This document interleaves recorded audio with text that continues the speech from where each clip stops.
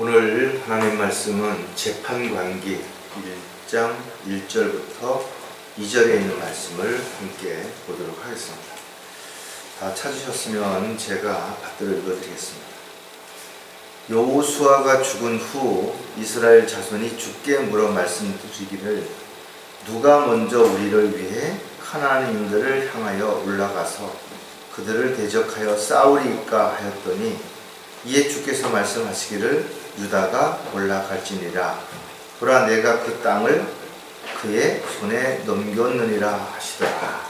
잠깐 이 말씀을 위해서 기도드리겠습니다. 저희들의 모든 삶을 주관하시는 위대하신 하나님 아버지, 저희들 각자가 어디에서 무엇을 하든지 주님은 다 보고 계시고 또 다 알고 계시고 또 저희들이 하는 모든 것들을 주님께서 눈과 같이 지켜보고 계십니다. 저희들이 부끄럽지 않은 그런 삶을 살다가 주님 만날 수 있도록 각자에게 주어진 역할에 충실하고 또 있어야 할 자리에서 최선을 다할 수 있는 저희들의 생애가 될 수 있도록 인도해 주시옵소서. 특히 오늘 저희들에게 재판관기를 통해서 보여주는 말씀이 저희들에게 어떤 자세로 살아가야 될지에 대한 부분을 다시 한번 점검하는 귀한 계기가 되게 도와주시옵소서. 다시 오실 우리 주 예수 그리스도의 이름으로 기도드렸습니다. 우리나라는 6.25 전쟁 이후에 많은 어려움이 있었지만 다들 지혜롭게 또 잘 대처해서 지금의 이런 선진국이라는 이름을 들을 만큼 모든 생활에서도 편리하고 또 환경과 여건에서도 좋은 그런 삶을 살아가고 있습니다. 물론 돌아보면 IMF라든지 유류파동이라든지 경제적으로 아주 어려운 시절도 있었지만 그때마다 다들 힘을 합해서 잘 이겨냈어요. 한 나라의 지도자 또 한 어떤 조직이나 단체의 또 리더자의 역할은 상당히 중요합니다. 왜냐하면 그 한 사람에 의해서 흥망성쇠가 일어날 수도 있기 때문에 그런 것입니다. 하지만 요즘 정치하는 사람들을 보면 참 답답합니다.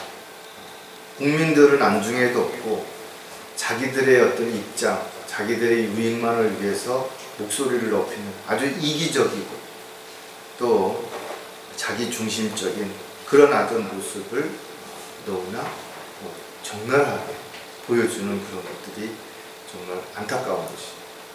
또 서로 미워하고 시기하고 질투하고 원망하고 불평하도록 끊임없이 패를 나누고 이런 공격과 시비를 끝이지 않는 것을 볼 때 정말 경제적으로 어렵고 앞으로 일어날 많은 문제들에 어떻게 대처하고 대비해야 될지, 특히 우리 젊은 형제 자매들은 이런 현실을 어떻게 극복하고 이겨내야 할지 이런 부분들이 정말 안타까운 것입니다. 물론 주님께서 어떤 상황에서도 지켜주시고 돌봐주시고 보호해 주신다고 약속하셨기 때문에 우리가 미리 낙담하고 좌절할 필요는 없겠지만 분명 우리도 이 세상에 살고 있고 세상에 비록 속하지는 않았지만 세상에서 직업을 가져야 되고 또 생활을 해야 되기 때문에 분명 남의 일이라고 이렇게 이야기할 수는 없을 것입니다. 그렇다면 위기가 올 때마다 우리는 어떻게 대처해야 될 것인가, 이런 부분을 오늘 재판관기에 나와 있는 이스라엘 백성들을 통해서 또 하나님께서 어떻게 이스라엘 백성들을 인도하셨는지를 통해서 교훈을 얻고 우리가 더욱 힘을 낼 수 있는 그런 계기가 됐으면 좋겠어요. 이 재판관기는 무리바에서 모세가 하나님의 명령을 거역하고 반석을 2번 친 이유로 인해서 실질적으로 가나안 땅을 바라보고도 들어가지 못했죠. 그 모세가 죽은 이후에 여호수아가 이제 이스라엘 백성들을 이끌고 요단강을 건너서 여리고성에 진입하는 가운데 여호수아마저 죽게 된 것이. 이런 상황에 이스라엘 백성들은 지도자가 없는 상황에서 어떻게 할 수가 없으니까 하나님 앞에 이제 무릎을 꿇게 된 것이고, 하나님께서는 오늘 본문에서 말씀하신 것처럼 누가 먼저 어떤 일을 해야 되는지를 정확하게 가르쳐 주신 그런 내용들이에요. 어떻게 보면 우리의 삶하고도 비슷합니다. 누군가가 앞에서 이끌 때는 따라가면 되는데 막상 인도자가, 리더자가 없을 경우에 어떻게 할 것이냐. 자, 오늘 설교 제목은 위기가 또 다른 기회가 되려면, 위기라는 것이 분명 또 다른 기회가 될 수 있는 것은 사실이지만 그렇다고 모든 위기가 새로운 기회로 주어지는 건 아니라는 것이에요. 오히려 그 위기가 그 사람에게는 절망이 되고 낙담이 되고 좌절이 돼서 모든 것을 다 잃거나 포기하고 도망치는 안타까운 경우도 얼마든지 있을 수 있는 것이에요. 당시의 그 지도를 보면 이스라엘 주변에는 많은 적들이 온통 가득해서 고립된 상태처럼 보였습니다. 모세가 죽었을 땐 그래도 그들을 이끌었던 여호수아가 있었기 때문에 그래도 좀 안심이 됐어요. 그런데 여호수아마저 죽었을 때는 더 이상 뭔가 자신들을 이끌 지도자가 없었기 때문에 이들은 당황할 수밖에 없었죠. 어떻게 해야 될 것인가 이거죠. 누가 과연 우리를 이끌 것인가. 그래서 하나님께서는 지도자가 없을 때 재판관을 통해서 이스라엘 백성들을 인도하셨던 그 내용들이 오늘 재판관계에 여러 재판관들이 나오죠. 그리고 그들을 통해서 역사가 기록이 된 것입니다. 어느 시대나 위기는 있었어요. 또 누구에게나 위기가 찾아오는 것도 사실일 것입니다. 그러나 모든 사람들이 그 위기를 전화위복의 기회로 삼는 것도 아니고 또 모든 사람들이 그 위기에 낙담하는 것도 아니라는 것이죠. 지금 우리가 살고 있는 이 세상은 어떻게 보면 아주 풍성한, 풍족한, 여유로운 그런 삶을 사는 것처럼 보여질 수도 있지만 끊임없는 경쟁과 또 다른 어떤 문제로 인해서 우리가 누구도 내일을 장담할 수 없는 그런 상황이 현실적으로 나타나고 있다. 자원이 고갈되고 있는 것. 또 여러 가지 물이 오염이 된다든지 지금 뭐 탄소 얘기도 나오지만 이런 부분들이 결국은 갈수록 점점 더 큰 문제가 일어날 수밖에 없어요. 지진이 일어나는 속도도 또 크기도 점점 더 강력해지는 것이죠. 온난화 현상도 마찬가지로 빙하가 다 녹고 있죠. 사회의 어떤 생태계가 파괴되고 이러면서 균형과 질서가 깨어지는 것도 사실입니다. 폭력, 살인 사건, 뭐 묻지마 이런 뉴스에 매일 이렇게 일어나고 있어요. 마약도 마찬가지고. 결국은 청년 실업, 또 고령화 사회 이런 것들도 우리가 앞으로 직면하게 될 문제 중에 하나가 될 것입니다. 하지만 우리가 분명히 알 수 있는 것은 성경에는 이미 마지막 때에 어떤 일들이 일어날 것인가에 대해서 아주 자세하게 기록을 하고 있다는 겁니다. 그래서 우리가 디모데후서 3장에 보면 그런 예들이 많이 나오는데 사람들이 자기를 사랑하고 은을 사랑하고 자긍하며 교만하고 하나님을 모독하고 부모에게 불순종하고 감사하지 아니하고 거룩하지 아니하고 무정하고 화해하지 아니하며 모함하고 절제하지 못하며 사납고 선한 것을 좋아하지 않는다.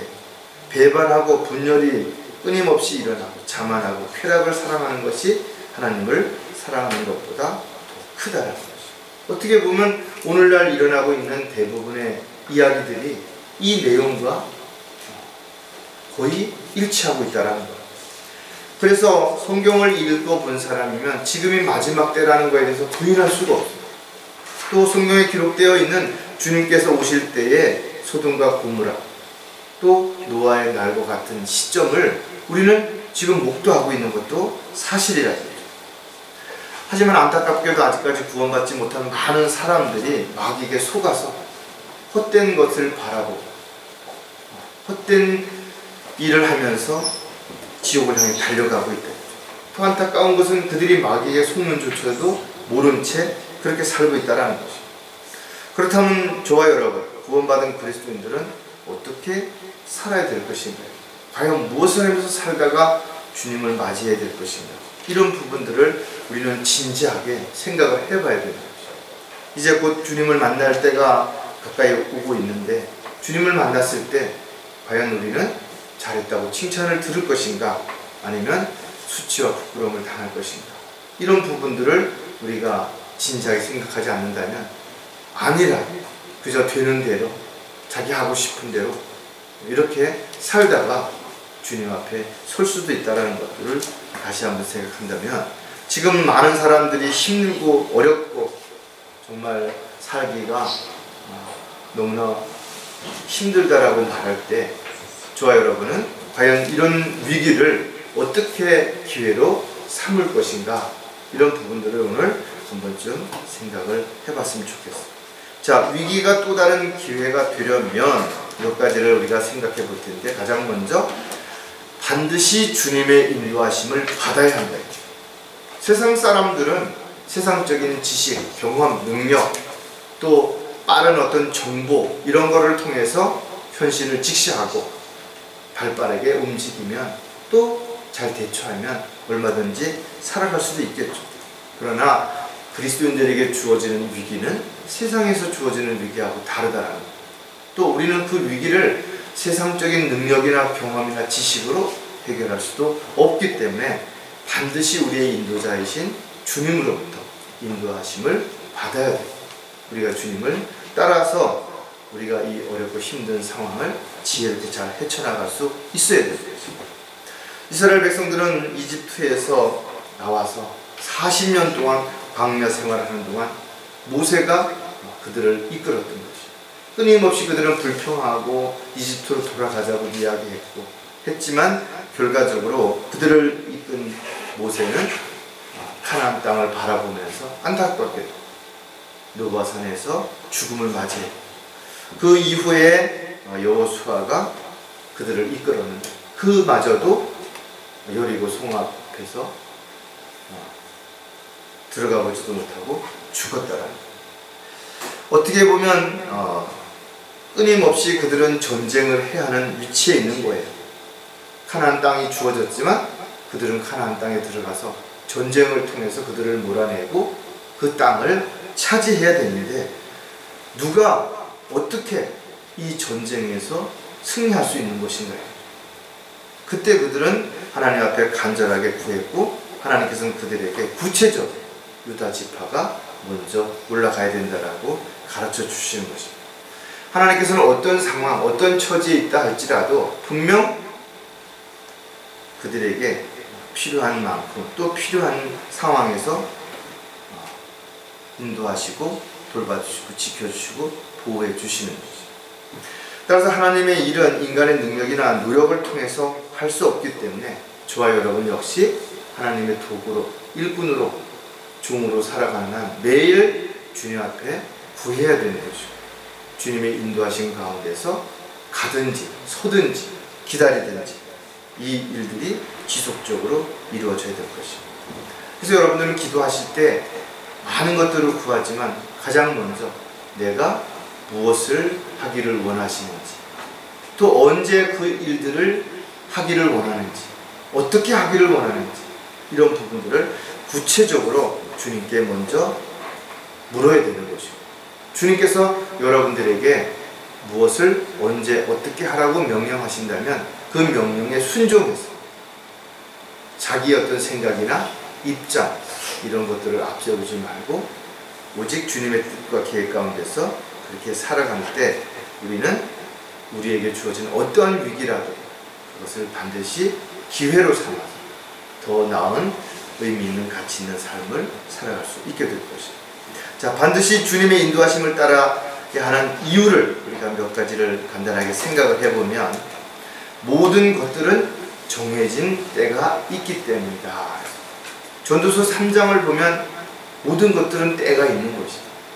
주님이 이 땅에 오신 것도 때가 돼서 오신 것이고, 또 주님이 다시 오시는 것도 때가 돼서 오실 것이고, 우리 한 사람 한 사람의 삶을 돌아봐더라도 모든 건 때가 있었던 것이, 앞서가도 안 되고 뒤쳐져도 안 되는 것이, 항상 합당한 주님이 뜻에 따라서 살아갈 때 우리는 가장 현명한 삶을 살아갈 수 있었을 것이. 자, 먼저 물었으면 그 다음에 주님의 뜻을 기다려야 되는 것이. 물어놓고는 주님의 뜻을 기다리기 전에 자기가 먼저 움직이게 되면 결과적으로는 그 때를 올바르게 찾을 수 없는 것이. 따라서 어떠한 상황에서도 조급해하거나 또는 성급하게 행동을 해서는 안 된다는 것. 이스라엘 백성들은 광야에서 주님의 인도하심을 직접 경험했던 사람, 모세를 통해서 어떻게 인도하는지를 보았다 이거죠. 왜냐하면 어떨 때는 밤에 자는데 일깨워서 가라고 한 적도 있고, 어떨 때는 심지어 한 달, 1년이 지나도 명령이 내려지지 않으면 그냥 그 자리에 있었던 것이. 낮에는 불기둥으로, 구름기둥으로, 밤에는 불기둥으로 인도하시는 그 모습들을 보았기 때문에 이스라엘 백성들은 모든 것이 때가 있다는 것도 분명히 알게 됐다라는 거죠.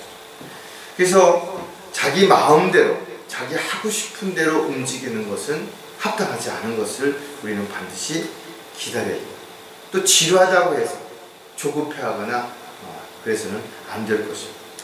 자, 민수기 9장 22절에 그 내용을 아주 함축해서 잘 기록하고 있는데, 또한 이틀이든지 혹은 한 달이든지 혹은 1년이든지 구름이 성막 위에 있을 때 그 위에 머물면 이스라엘 자손은 그들의 장막에 머물고 이동하지 않았더라. 그러나 구름이 거쳐지면 그들이 이동하였더라. 시편을 보면 다윗이 왕이 될 거라는 것에 대한 분명한 언급을 들었고 알고 있었음에도 불구하고 실질적으로 왕이 될 때까지 아들에게 쫓기고 또 얼마나 많은 시간들을 죽을 고비를 넘겼는지 자세하게 기록이 되어 있다. 요셉도 마찬가지죠. 분명 그가 형제들에게 저를 받을 수 있는 위치에 설 것이라는 걸 알았음에도 불구하고 그가 포디발의 집에 팔려가서 포디발의 아내의 유혹을 받고 감옥에 갇히기도 하고, 이런 일들이 다 지나고 난 어느 한 시점에 됐을 때 다윗이 왕이 되었고 또 이집트의 총리 대신이 요셉이 된 것처럼 모든 것들은 마찬가지라.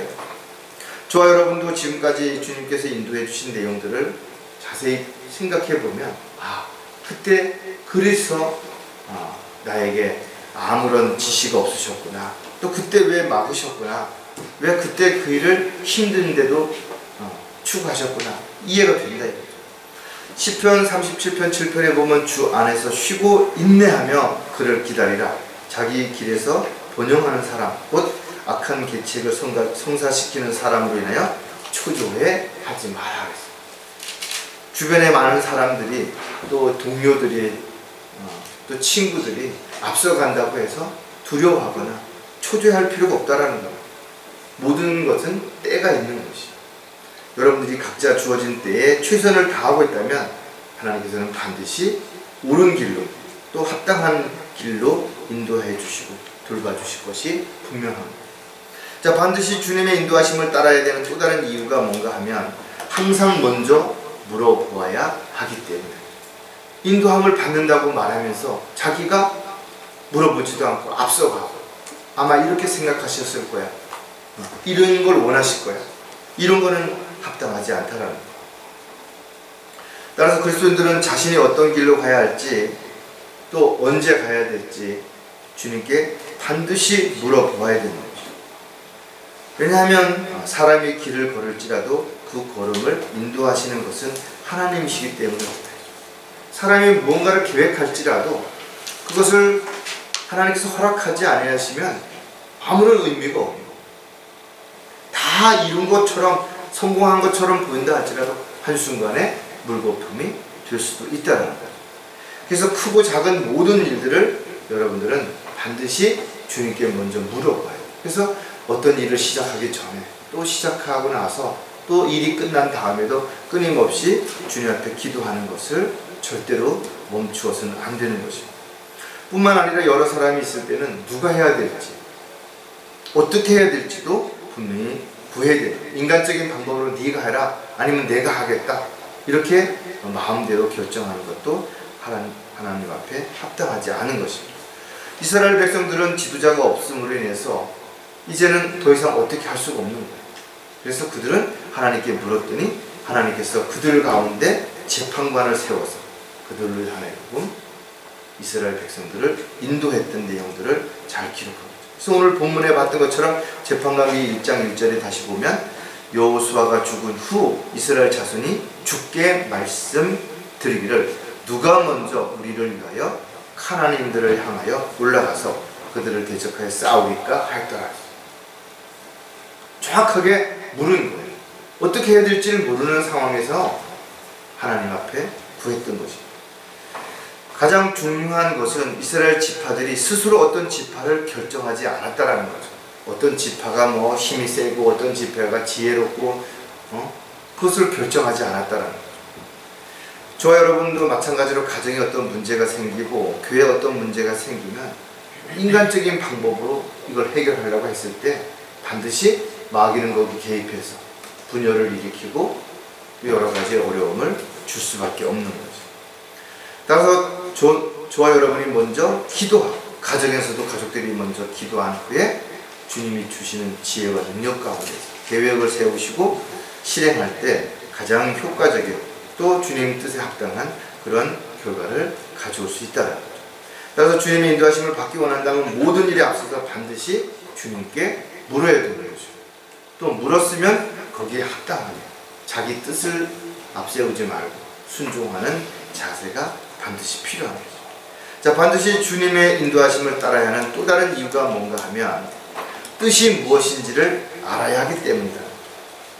하나님의 뜻과 계획을 알지 못하면서 종교적인 열성을 내는 것은 아무런 도움이 되지 않습니다. 아무런 열매도 나타나지 않아요.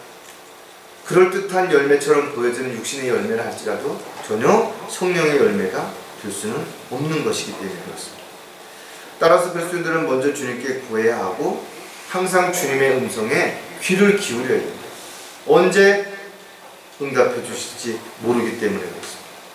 또 허락해 주시지 않으신다면 분명한 이유가 있으신 것이 때가 아니든지 아니면 그것은 나에게 주어지는 것들이 아닐 수도 있기 때문에 그런 것입니다.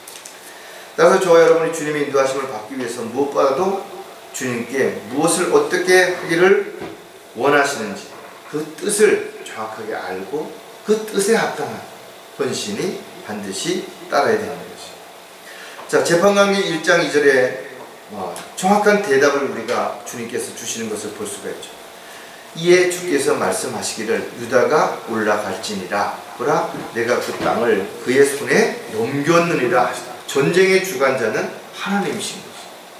따라서 전쟁에 임하는 군사가 많고 적음에 화력이 좋고 나쁘게 따라서 결정되어지는 것이 아니라 주님께서 그 전쟁을 주관하시는 것을 믿고 주님의 인도하심의 뜻에 합당하게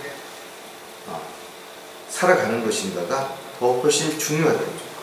하나님께서는 12지파 가운데 유다 지파에게 먼저 올라가라고 그렇게 한 것입니다. 근데 유다 지파가 왜 많은 지파들 중에 우리 지파를 먼저 지목했느냐 하고 따지지 않았대요. 또 다른 지파들은 우리가 먼저 올라가서 더 좋은 땅을 차지할 수도 있고 우리가 갈 수도 있는데 왜 유다 지파에게 먼저 기회를 줬냐 하고 불평하지 않았다라는 거죠. 이것처럼 저와 여러분은 마찬가지입니다.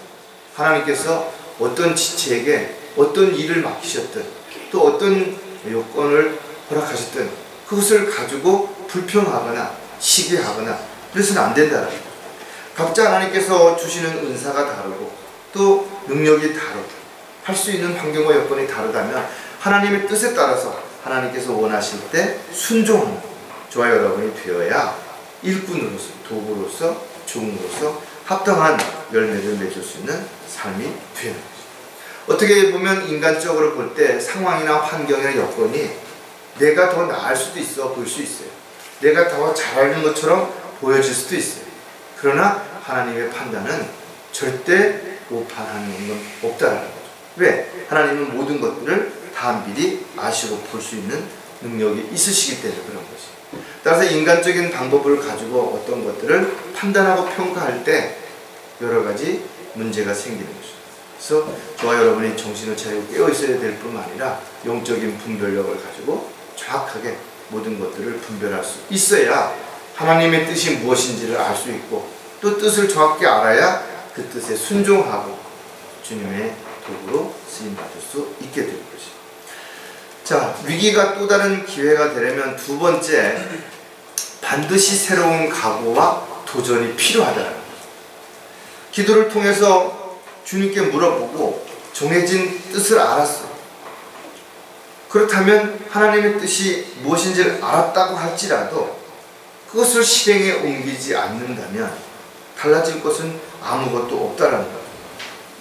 따라서 누군가에게 주님의 명령이 내려졌으면 반드시 순종하고 새로운 각오와 도전이 필요하다라는 거죠.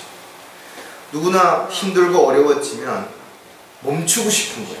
도망가고 싶은 것이, 다른 길을 선택하고 싶은 것이. 어떻게 보면 저와 여러분이 믿음의 경주를 하고 있는 이 길이 때로는 너무 힘들고 어렵기 때문에 포기하고 싶고 곁길로 가고 싶고 멈추고 싶은 그런 마음이 들 수도 있을 것입니다. 그래서 사도 바울은 지역교회에 편지하면서 달려갈 길을 마칠 때까지 어떤 상황이 주어진다 하더라도 절대로 포기하지 말아요. 표대를 향해서 달려가라. 그리고 본인 역시도 그렇게 달려갈 길을 마치고 멸류관을 받게 되는 부분을 우리에게 권면하고 용기와 도전을 주는 것입니다. 누구든지 달리는 것을 멈추는 순간이 가장 위험한 것입니다.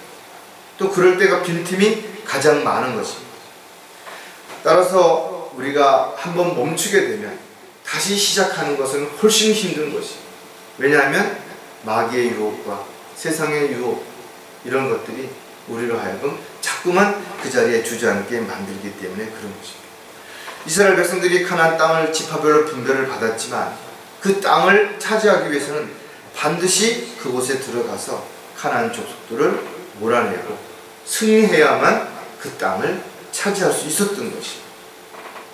포기하면, 그 들어가는 것을 실행에 옮기지 않으면 하나님께서 주셨다 하더라도 결국 자기의 분깃이 될 수 없었던 것입니다. 저와 여러분에게도 각자에게 하나님께서 여러 가지 역할을 또 일을 맡기셨을 때 알았다고 해서 그 모든 것들이 이루어지는 건 아니라는 것이죠. 알았으면 그것을 반드시 실행에 옮겨야 되고, 실행에 옮기기 위해서는 때로는 위험하고 어렵고 손해를 보고 힘든 상황들이 직면될 수도 있어요. 그것을 이겨나가기 위해서 우리는 반드시 도전이 필요한 것이고, 또 그 도전을 위해서는 마음의 결단하는 각오가 반드시 필요한 것입니다. 따라서 환경이나 형편에 상관없이 저와 여러분이 하나님의 뜻과 계획을 알았다면 반드시 앞으로 나아가야 되는 것입니다. 세상 사람들이 어떻게 변하고 또 사람들의 가치관이 어떻게 달라지든 그것은 우리하고 상관없어요. 하나님의 약속은 절대 변하지 않을 것이고 또 바뀌어지지도 않을 것입니다. 따라 저와 여러분이 믿음이 흔들리지 않는다면, 우리가 믿는 믿음의 대상이 달라지지 않는 한 우리는 지속적으로 앞으로 나아갈 수 있고, 또 앞으로 나아갈 때 주님께서는 반드시 우리를 지켜주시고 돌봐주시고 보호해 주신다고 반드시 약속을 하고 계신 것입니다. 자, 반드시 새로운 각오와 도전이 왜 필요한가, 또 몇 가지를 하나씩 살펴보면 두려움을 이겨내야 하기 때문이라는 거죠. 새로운 일이나 길을 갈 때 뭔가 기대감도 있죠. 호기심도 생길 수 있어요. 그러나 또 한편 두려움과 불안함도 여전히 있는 것이에요. 그래서 누군가가 앞장서는 거 아무나 할 수 있는 건 아닙니다. 그래서 앞장서는 사람들을 개척자, 선구자 이렇게 표현을 합니다. 정말 용기가 있는 사람, 정말 자기를 희생할 각오가 되어 있는 사람들이 아니고서는 쉽게 앞장을 설 수가 없어요. 왜? 앞장서는 사람들은 어떤 위험이 도사리고 있는지 잘 모르기 때문에, 뒤에 따라오는 사람 앞에 사람 위험을 처하는 걸 보면 난 이렇게 하지 않아야 되겠다. 옆길로 가야 되겠다. 뭔가 선택의 기회가 주어지지만 앞장서는 사람은 그렇지 않다라는 거죠. 그래서 우리의 목자 되신 주님은 우리를 뒤에서 강요하고 앞으로 가라고만 야단을 치고 하신 것이 아니라 직접 앞장서서 양대를 이끌어가는 그 모습을 우리에게 보여주신 것이죠. 따라서 저와 여러분은 주님을 따르는 길에 있어서 두려워하거나 불안할 필요가 없다. 또 주님께서 각자에게 필요한 어떤 일을 맡기셨을 때는 그것을 감당할 수 있는 능력과 지혜와 지식도 주실 것이기 때문에 두려워할 이유가 없다라는 거죠. 여호수아 3장 6절을 보면 여호수아가 제사장들에게 일러 말하기를 언약궤를 메고 백성 앞에 건너라 하니 그들이 언약궤를 메고 백성 앞에 가더라. 여호수아 1장 초반부에도 보면 여호수아가 모세가 죽은 다음에 이스라엘 백성들을 이끌고 가야 되는데 두렵죠. 했더니 하나님께서 걱정하지 마. 내가 너와 함께 한다. 너희가 어디를 가든지 내가 너와 함께 하겠다고 약속을 하신 것이. 마찬가지로 여호수아 앞에 직면한 문제는 상상도 할 수 없는 상황이죠. 장마로 인해서 요단강이 뚝을 넘칠 만큼 물이 많은데 다리도 없고 배도 없는데 어떻게 건너갈 수 있겠냐고. 그때 바로 제사장들이 언약궤를 메고 먼저 물에 들어섰더니 물이 갈라진 거죠. 홍해를 갈릴 때도 마찬가지입니다. 그들이 들어섰을 때 갈라진 거예요. 다 갈라놓고 들어간 것이 아니라는 거죠. 마찬가지로 우리가 가는 길도 미리 다 보여주고 우리에게 가라고 하면 얼마든지 갈 수 있어요. 두려워할 이유가 없죠. 다 보였는데. 근데 저와 여러분이 가는 길도 한 치 앞도 잘 모르는 거예요. 그때마다 마치 안개 속을 가는 것처럼 한 발짝씩 앞으로 나가야 또 조금 보이고 또 조금 나가야 또 조금 보이고 그렇게 가는 거예요. 그러나 두려움을 이겨내고 주님의 명령에 순종하고 누군가 앞장섰을 때 뒤에 오는 사람들은 편안하게 그 길을 따를 수 있는 것이죠. 어떤 사람이 말하기를 세상에 어떤 길도 처음부터 있었던 길은 없다라는 거죠. 누군가가 가고 또 그 뒤를 따르는 사람들이 있었기 때문에 자연스럽게 길이라는 게 만들어졌다라는 거예요. 예수님께서 말씀하시기를 나는 길이요 진리요 생명이라. 예수님이 길이시고 그분이 먼저 가시면서 우리에게 갈 수 있는 길을 알려주셨기 때문에 비록 그 길이 좁고 험난하고 많은 사람들이 찾지 않는다 하더라도 구원받은 그리스도인들은 그 길을 따라가는데 주저하지 않고 누구든 갈 수 있게 된 것이. 따라서 저와 여러분이 어떤 새로운 상황에 부딪혔을 때, 새로운 일을 시작해야 할 때, 새로운 사람을 만날 때 두려워하지 말고 주님 앞에 기도함으로 인해서 새로운 각오와 도전을 하게 된다면 위기를 오히려 기회로 만들 수도 있을 것입니다. 자, 반드시 새로운 각오와 도전이 필요한 또 다른 이유가 뭔가 하면 알아야 할 것들이 많기 때문이라는 것입니다. 사람들은 누구나 좀 뭔가 다른 사람들보다 많이 알게 되면 아는 척하죠. 또 내가 이렇게 뭔가 안다고 자랑합니다. 그리고 너는 그것도 못하냐 가르치려고 해요. 중국의 왕몽이라고 하는 학자가 있었는데 그는 인간이라면 생명이 끝나는 순간까지 배우는 것을 멈추면 안 된다 그랬어요. 사람이 배우고자 하는 열정, 그런 마음이 없어지면 이미 그것은 죽은 사람과 같다라는 거예요. 어떻게 보면 요즘 늦게 80, 90이 돼서도 대학교에 들어가는 사람들도 있고 어떻게 보면 이제 얼마나 살겠다라고 이렇게 이야기할 수도 있는데 그분은 또 나름대로의 목적이 있는 것이. 새로운 것을 배우는 데 대한 어떤 호기심도 있겠지만 새로운 것을 배움으로 인해서 더 자기에게 유익하게 된다는 걸 알았기 때문에 남들은 이 나이에 내가 10년만 젊었어도 이렇게 불평하고 망설일 때 그렇게 열심히 내는 사람들도 얼마든지 있다는 거예요. 저 여러분도 마찬가지로 주님 오실 때가 심히 가까이 왔지만 그러나 그 오시는 때가 정확하게 언제인지 모른다 이거죠. 1년 후에 오신다 그러면 우리는 좀 더 또 거기에 맞게끔 준비하면 되겠지만 또 아니면 10년 후에 20년 후에 오실지도 우리가 알 수가 없기 때문에 우리는 늘 배우는 자세로 최선을 다하지 않는다면 우리가 이 변화되는 마귀의 공격과 세상의 유혹을 이겨내갈 수가 없게 됩니다. 마태복음 11장 29절에 보면 마음이 온유하고 겸손하니 내 멍에를 메고 나에게서 배우라. 그리하면 너희가 너희 혼의 쉼을 얻으리라. 주님으로부터 우리가 끊임없이 배워야만 우리의 혼이 쉼을 얻을 수 있는 것입니다. 그렇기 때문에 저와 여러분은 하나님의 말씀을 묵상하고 읽고 연구하는 일을 절대로 멈추어서는 안 되는 것입니다. 왜? 하나님의 말씀은 아무리 공부해도 우리가 모르는 것이 너무나 많은 것입니다. 그래서 부끄러운 일꾼이 되지 않기 위해서는 지속적으로 우리는 하나님의 말씀을 공부해야 되고, 공부하는 것은 나의 선택이 아니라 주님의 명령이신 것입니다.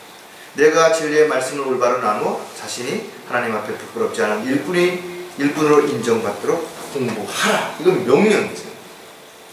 따라서 누구든지 하나님의 말씀을 모르면 마귀에게 공격을 받고, 또 어떤 공격을 받을 때 대비할 수도 없겠죠.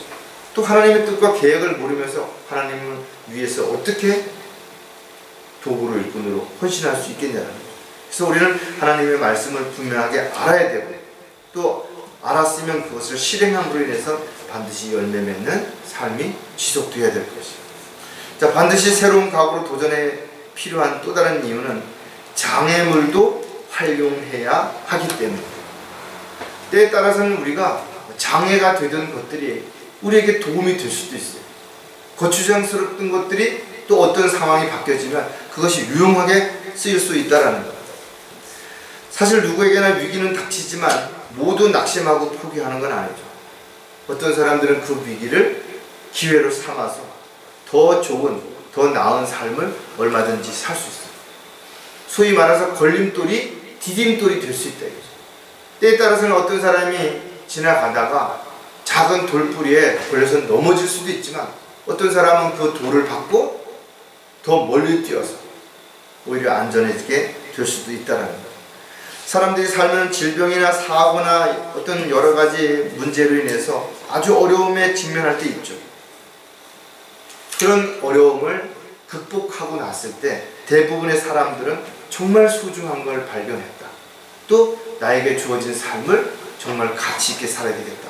이런 생각들을 많이 하게 된다는 거예요. 아마 여러분들도 그런 경험이 있으실 거예요. 저도 큰 수술하고 나서 또 여러 가지 힘들고 어려운 상황에 부딪혔을 때, 그런 일들이 지나고 났을 때, 아, 잃은 것만 있는 게 아니구나. 내가 힘들었고 어려웠지만 그로 인해서 얻은 것도 많고 배운 것도 많고 깨달은 것도 정말 많구나. 아, 하나님이 어쩌면 이런 과정들을 통해서 나에게 더 많은 것을 알려주시고 보여주시고 생각할 수 있도록 기회를 주신 거 아닌가, 이런 생각에 감사들이 있는 것입니다.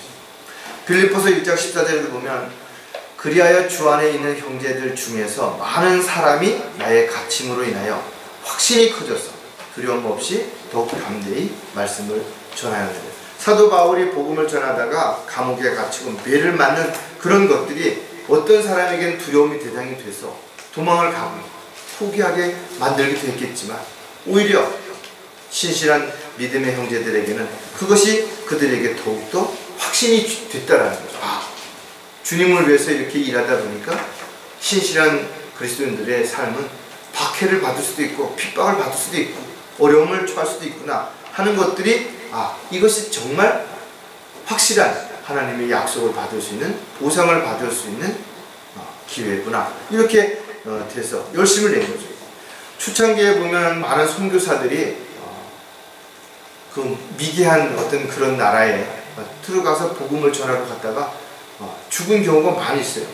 그러나 여기서 끝난 것이 아니라 그런 모습들을 보면서 오히려 더 많은 선교사들이 복음을 전하기 위해서 들어갔고, 그 이후에 많은 나라에 복음이 전파됐던 사실도 우리는 얼마든지 볼 수 있는 것이죠.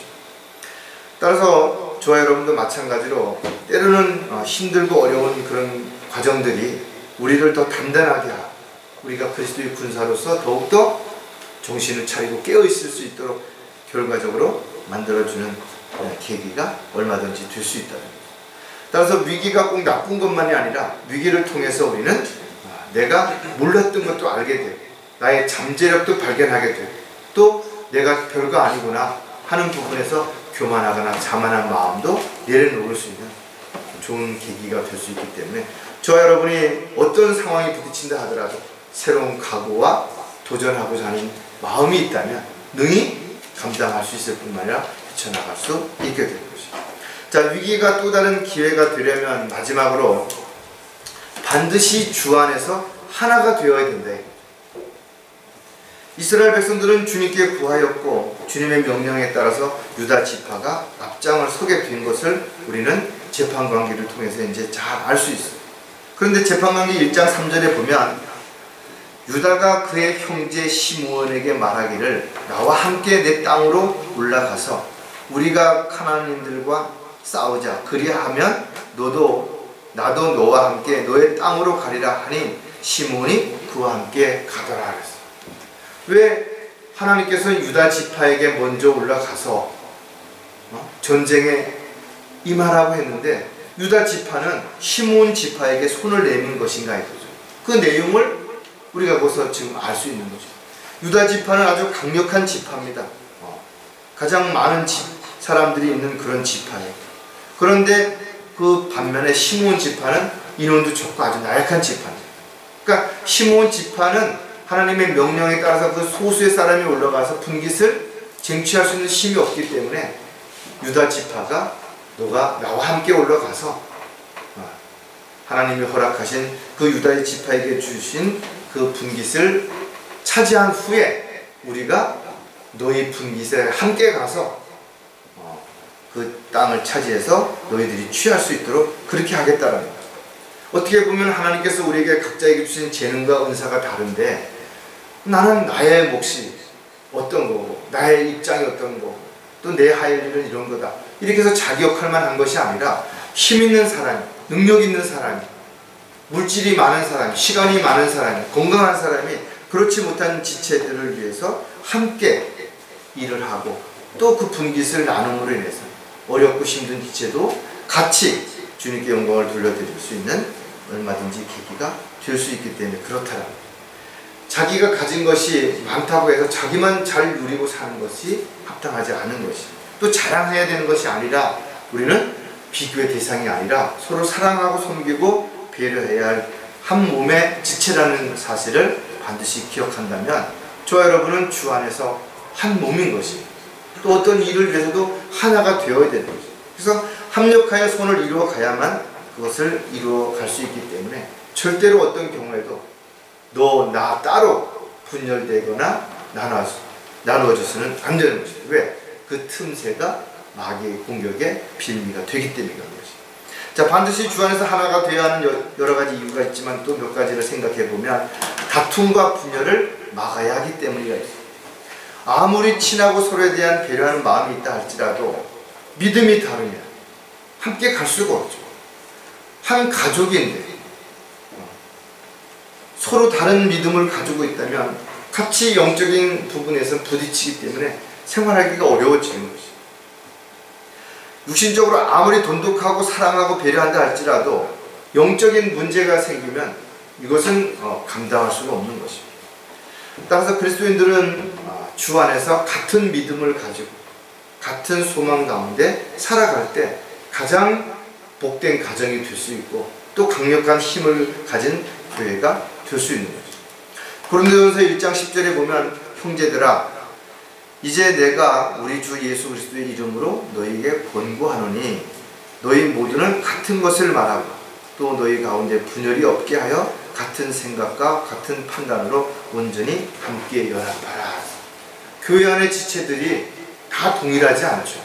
나이도 다르고 성별도 다르고 또 배운 학벌도 다르고 잘할 수 있는 능력도 다르고 취미도 다르고 좋아하는 것도 다른데 어떻게 하나가 될 수 있냐 이거죠.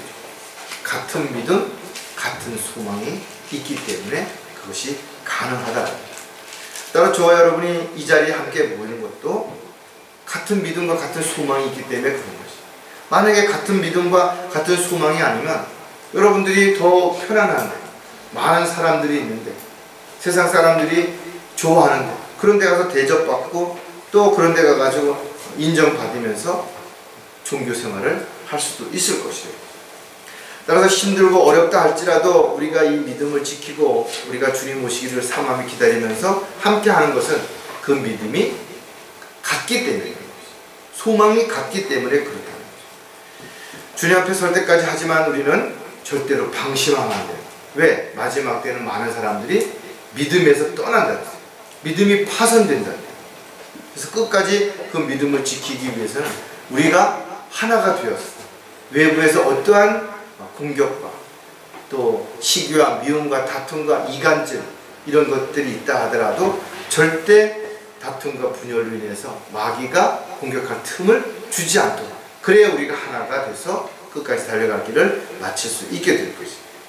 자, 반드시 주 안에서 하나가 되어야 하는 또 다른 이유가 뭔가 하면 중보 기도로 협력할 수 있기 때문이에요. 물론 개인적으로 여러분들 하나님 앞에 기도하는 내용들이 많이 있을 것입니다. 가족을 위해서, 또 믿지 않는 또 주변에 있는 사람들을 구원받을 수 있도록, 복음을 전할 수 있도록 많은 기도 제목들이 있을 것입니다. 하지만 또 교회, 또 지체들을 위해서 해야 할 기도 제목도 분명 있는 것입니다. 사도 바울은 자신을 위해서 기도를 부탁했고 또 각 지역에 있는 교회들을 위해서 기도해 달라고 부탁했던 내용들을 볼 수가 있습니다. 그래서 저와 여러분이 중보 기도를 통해서 우리가 다른 지역 교회, 또 목자와 또 성도들을 위해서 끊임없이 기도할 수 있는 것들이 반드시 필요하다. 하나님의 일에 있어서 가장 중요한 것 가운데 하나가 바로 기도의 힘인 것이.